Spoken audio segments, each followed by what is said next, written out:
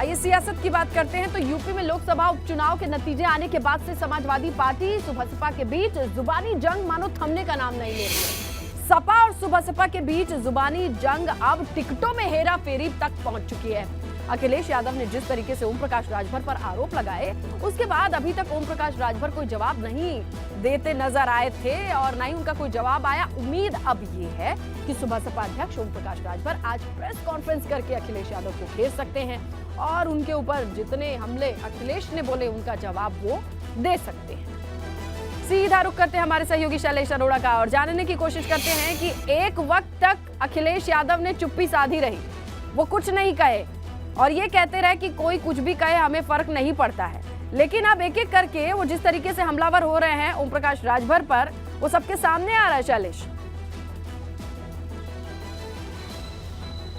बिल्कुल, देखिए ओम प्रकाश राजभर के जो तेवर थे वो तो पहले ही तल्ख थे, लेकिन जब से अखिलेश यादव ने उन्हें स्वतंत्र करने के लिए पत्र जारी किया उसके बाद से अब वो और आक्रामक नजर आ रहे हैं और अब अखिलेश यादव भी पलटवार कर रहे हैं। इससे पहले हमने देखा था कि अखिलेश यादव की तरफ से उन्हें लेकर कोई खास बयान नहीं आते थे, चीज़ों को संभालते हुए दिखते थे, लेकिन अब जबकि दोनों के बीच में जो खाई थी वो इतनी गहरी हो गई कि दोनों ने अपनी राहें अलग कर ली, उसके बाद से अखिलेश यादव भी अब हमलावर है और ये आरोप जो लग रहा है टिकटों के बेचने को लेकर, हेरफेर को लेकर, वो काफी गंभीर आरोप है। चाहे वो सुबसपा की बात करें या सपा, दोनों ही दल एक दूसरे पर पूरी तरह से हमलावर है और आज ओम प्रकाश राजभर जो है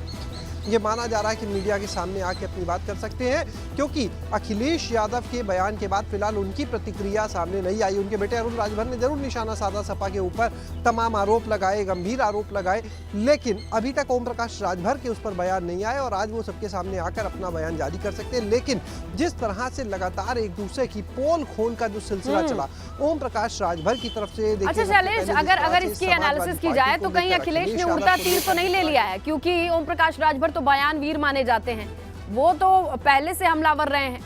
अखिलेश को सूट करेगा ये पॉलिटिक्स?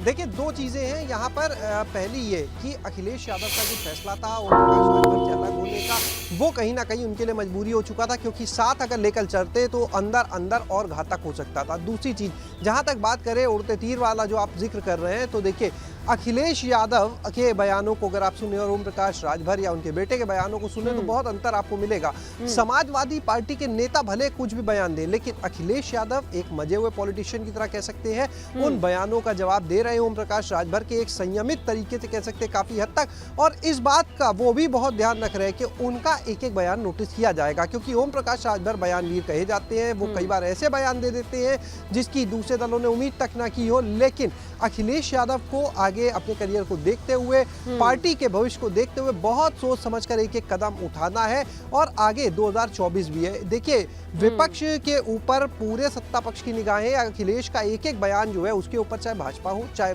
बसपा हो, बिल्कुल शैलेश, पूरे विपक्ष का दारो मदार अखिलेश के कंधों पर है और एक दूसरे की पोल खोल की राजनीति कहां तक और कितने नीचे तक जाएगी ये देखना होगा। और आज ओम प्रकाश राजभर क्या कहते हैं इस पर नजर बनाए हुए हैं।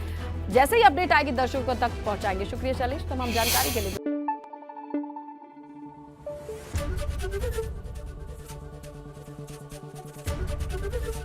एबीपी गंगा, खबर आपकी, जुबान आपकी।